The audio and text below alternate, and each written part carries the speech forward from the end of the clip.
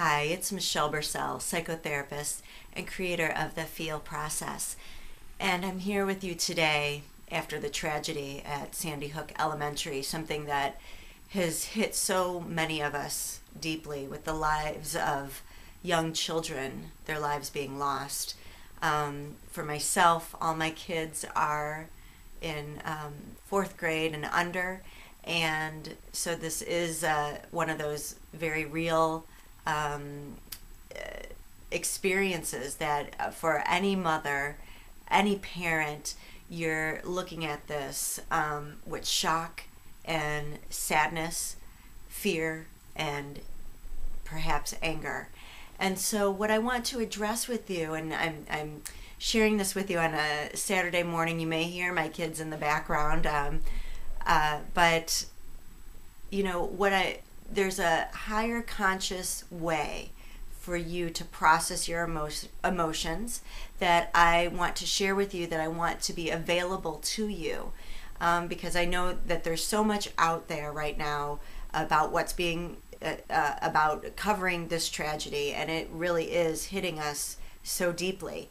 And so with these feelings, there's a lot of guidance, to hold your kids tight and utilize the sadness to be more patient perhaps with their kids, which of course is always good advice.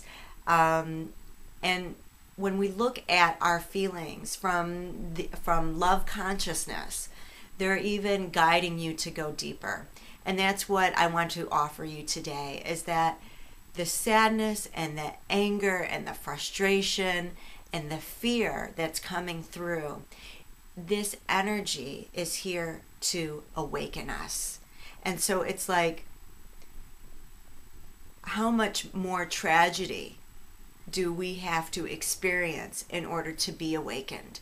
And to be awakened at a level where our sadness has us go inside and say, hey, something isn't right here. And am I willing to step into my empowered self to make something that's wrong right? And so your small self in sadness, you're feeling like there's not a lot you can do. Hopefully you're praying or you're doing whatever spiritual practice to hold this. And your empowered self is using this sadness to help you to get clear that something isn't right.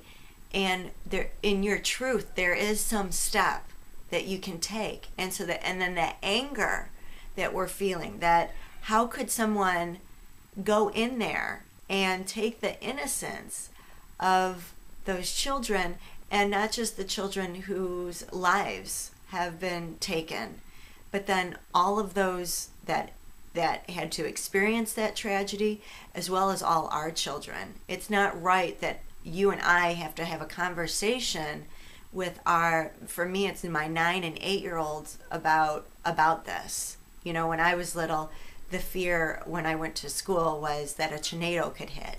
And that growing up in the Midwest, that was what we were dealing with, tornadoes. Not some random person coming in the building and shooting people up, right? And so it's taking away all innocence in a way, that we have to have these conversations.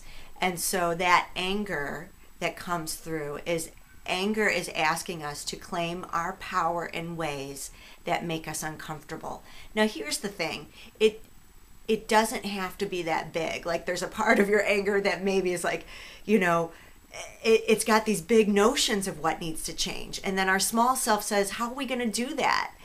But it really is what this energy coming through is asking you to take one step. It's the sadness is saying something isn't right, and helping you get clear about what that is. And then your anger is there to help you to utilize that energy to tap into your power in a way that makes you uncomfortable. So it's taking you outside your comfort zone. So it's beyond just loving our kids more, because if you're a part of this community, my sense is you love your kids really well, right? And yes, we can all choose to, be more patient with our kids. But the power that's being is saying, go outside your comfort zone of what's your norm. Like, and for me, it's bringing up questions of attending school board meetings more, getting more involved regarding gun laws. And I don't know what that is for you, but that is outside my comfort zone. Those are things, well, the school it's not my norm, but I can easily see myself doing that. And that's about making a commitment. So utilizing this energy before it goes away. See, what I don't want to happen is that we feel this and then it slips from our minds. Not because we're bad people, but because lives get busy. And we can't let these children's lives slip away like that.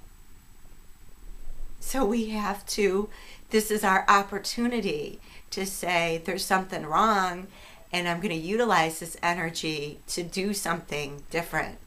And it's, again, just one small step that our emotions are guiding us to take. This is the empowered piece that says this is wrong, and that says I have power to take a step, whether it's signing a petition about your beliefs, whether it's, I don't know what it is for you, but I encourage you that instead of just going on with daily life and feeling sad until that sadness goes away, that it inspires you to say that those lives will not be lost without meaning, and that we as a collective give them meaning. And if each of us takes a step that's out of our comfort zone, that's a movement.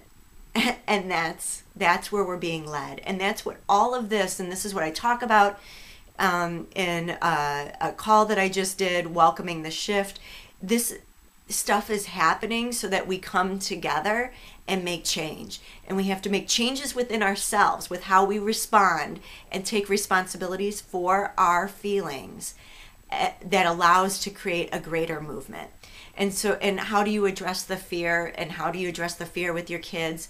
That fear is awakening us. It's helping us to pay attention that something isn't right. And from that, we can make better choices. And that's a way that we can address this with our kids. That fear helps us make better choices. Like with my school, we have the buzzer thing, but we buzz everybody in, so there's some action that I need to take. And I think other parents are going to be taking around that. But then again, it's the global action, and that fear awakens us that change needs to happen. And hopefully it mobilizes you, and that's what I encourage this to do. This is the higher consciousness of our emotions trying to work through us. And my prayers and heartfelt, my heart and all of our hearts bleed for those families, and my prayer is that our emotions carry us to act beyond what's our norm, what's our comfort, and that we create change within ourselves and within the world. Thank you so much for being a part of this community, and I know our emotions are leading us to this, and I'm so excited that to share this, and honored to share this with you, because that's what this is about. Thank you so much.